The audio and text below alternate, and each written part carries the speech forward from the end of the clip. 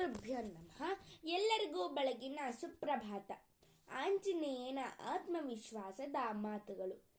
ಯಥಾ ರಾಘವ ನಿರ್ಮುಕ್ತ ಶರಶ್ವಸನ ವಿಕ್ರಮ ಗಚ್ಚೇತ್ವದ್ವದ್ ಗಮಿಷ್ಯಾಮಿ ಲಂಕಾಂ ರಾವಣ ಪಾಲಿತಾಂ ಸರ್ವತಾ ಕೃತಕಾರ್ಯೋಹಂ ಏಷ್ಯಾಮಿ ಸಹ ಸೀತಯಾ ಆನಯಿಷ್ಯಾಮಿ ವಾ ಲಂಕಾಂ ಸಮುತ್ಪತ್ತ್ಯಾ ಸ ರಾವಣ. ಹನುಮಂತನು ತನ್ನ ಶೌರ್ಯವನ್ನು ತೋರಿಸುತ್ತಾ ಹೇಳಿದ ಮಾತುಗಳಿವು. ಶ್ರೀರಾಮನಿಂದ ಬಿಡಲ್ಪಟ್ಟ ಬಾಣವು ವಾಯುವೇಗದಿಂದ ಓಡುವಂತೆಯೇ ರಾವಣನಿಂದ ಪಾಲಿತವಾಗಿರುವ ಲಂಕಾನಗರಿಯನ್ನು ನಾನು ಪ್ರವೇಶಿಸುತ್ತೇನೆ.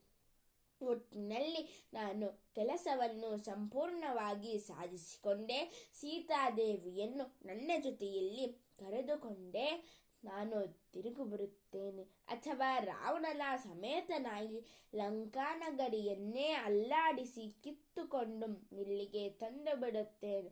ಇದು ಆಂಜನೇಯನ ಆತ್ಮವಿಶ್ವಾಸದ ಮಾತು. ಶ್ರೀರಾಮನ ಆಶೀರ್ವಾದವನ್ನು ಪಡೆದುಕೊಂಡು ಶ್ರೀರಾಮನಿಂದ ಸ್ತುತಿಸಲ್ಪಟ್ಟ ಶ್ರೀರಾಮನ ಪಾದಪದ್ಮಗಳಿಗೆ ನಮಸ್ಕಾರವನ್ನು ಮಾಡಿ ಶ್ರೀರಾಮನು ಕೊಟ್ಟ ಮುದ್ರಿಕೆಯನ್ನು ತೆಗೆದುಕೊಂಡು ಆಂಜನೇಯನು ಸೀತಾನ್ವೇಷಣೆಗಾಗಿ ಲಂಕಾನಗರಿ ಕಡೆಗೆ ಹೋಗುತ್ತಾನೆ.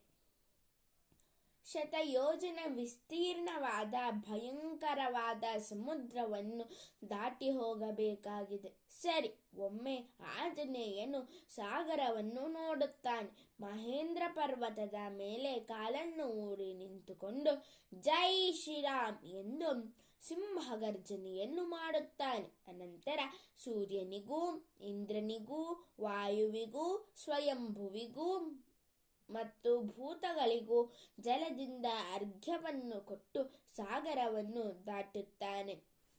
ಸ ಸೂರ್ಯಾಯ ಮಹೇಂದ್ರಾಯ ಪವನಾಯ ಸ್ವಯಂಭುವೇ ಭೂತೇಭ್ಯಶ್ಚಾಂಜಲಿಂ ಕೃತ್ವಾ ಚಕಾರ ಗಮನೆ ಮತಿಂ.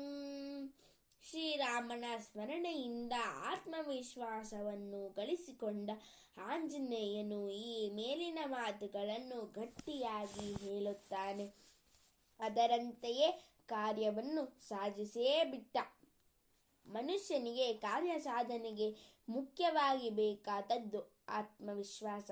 ಆತ್ಮವಿಶ್ವಾಸದಿಂದ ಮಾನವನು ಏನು ಬೇಕಾದರೂ ಸಾಧಿಸಬಲ್ಲನಲ್ಲವೇ?